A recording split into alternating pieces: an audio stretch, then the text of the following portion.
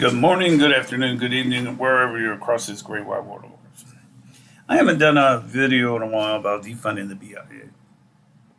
And I've been doing some side research on that concerning that as well. And the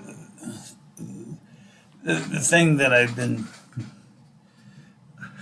hammering, I shouldn't hammer it, but discerning in my head is the fact, is this defunding the BIA, which is the Bureau of Indian Affairs, and from this point out, I'm going to refer to it as the BIA.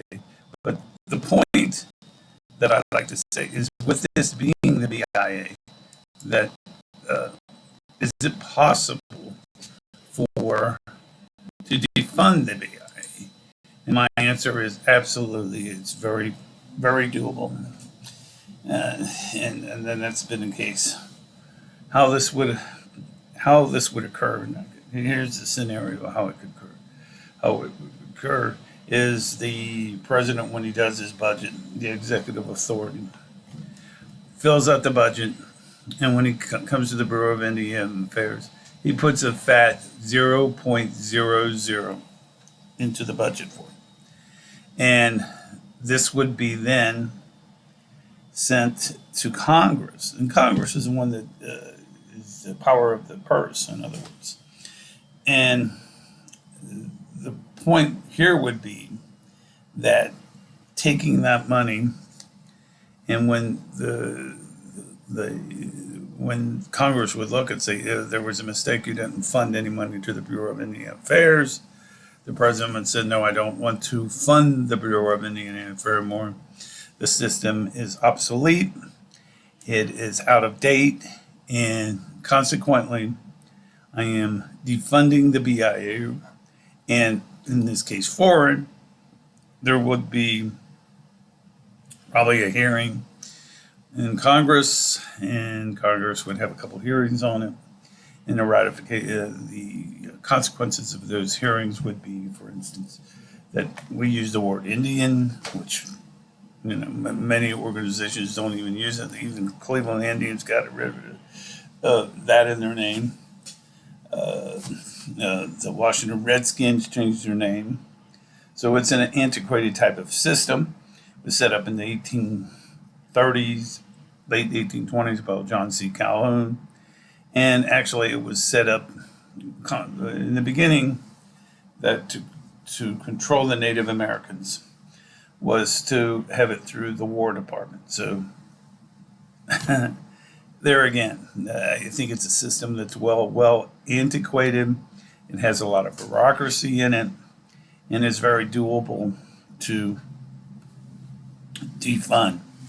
Consequently, what would happen is the Bureau would be defunded, and for a year there would be, and I'm not going to deny this, there would be chaos on this, and what the issue would be then is then the following year, the president, when he signs his budget, would create a new bureau, and what that bureau would do is then be funded that way. Now, granted, I'll be the first one to admit that first year would be totally chaos, but that would be the downside. And honestly, I don't see many other downsides with this. I mean, consequently, yeah, in the short, there would be short-term losses, but in the long run, there would be a lot of gains achieved out of this, because you would streamline your bureau. Instead of having 12 regional offices, you can centralize those offices into 4, and then create a centralized government somewhere west of the 98th parallel, because the majority of the Native American tribes exist west of the Mississippi. And then you could streamline this, and then that streamline, or that money, for instance, could be set aside for tribal interest. If you ever call the Bureau, the regional offices, they would say, well, it's up to that individual tribe or the tribes to contact the tribes. So, in essence, what you got is more bureaucracy and not necessarily the money going to the tribes itself. And then with this issue, and I still have a big issue on the gambling issue with having the casinos as the boomers die out and Gen X die out. I don't think there's going to be that many people going to this, and they're more interested in the online gambling. So you'll have infrastructures that are on these Native American reservations that will become blight.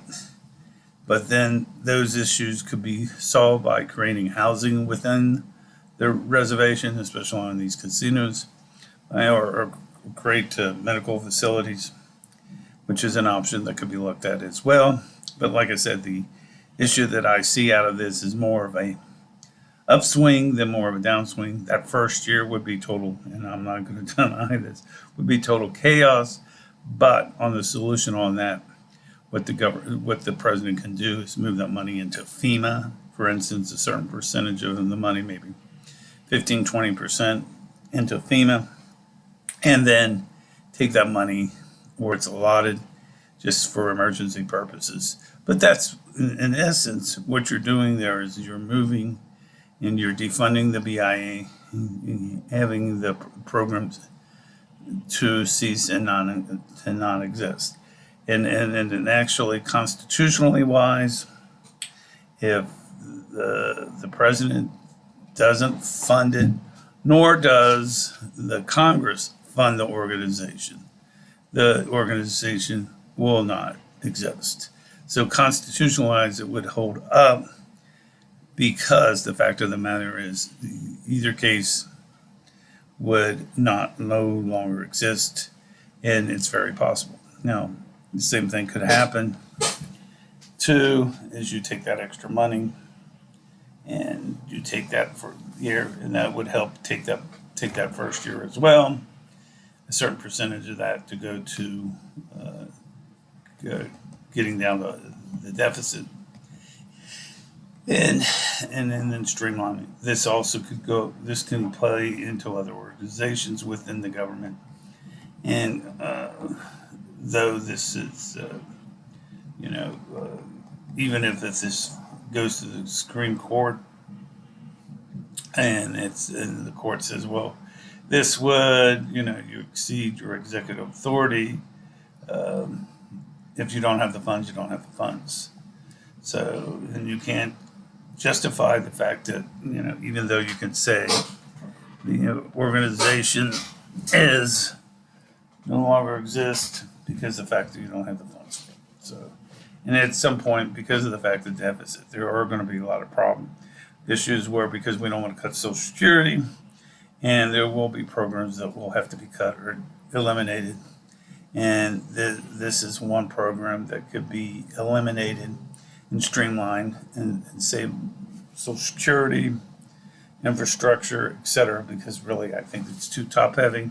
A lot of decisions are really made on the local level, and you can take that extra funding when you put it back in there under a different bureau that would be more active on the local level rather than on the regional or federal level. And let's face it, folks, a lot of federal government is too top heavy now, but this is one solution with the Bureau of Indian Affairs. And I've looked into this, studied it, and like I said, the only downside is that, somebody will take this to the Supreme Court. But my point on that, the Supreme Court cannot, there will be funding. There will be, because of the deficit. If it's not funded due to the lack of the issue of it's antiquated too much, it's top heavy, it's really not helping the people on the level. I would think I believe that the court would rule in favor of the government, due to the fact of the matter is there's too much historical drama concerning this, and there's so much mistrust with the government. And to create a new bureau where people would trust the government and put them in a more favorable light, also this would help as well. So anyway, these are some food for thoughts. Please like and subscribe to my channel. If you have any other questions, feel free to reach out to me at bthomasmillerpsych. That's bthomasmillerpsych at gmail.com. Anyway, folks, try to get a video out sometime middle of this week. Anyway, talk to you real soon. Have a great day. Thanks. Bye.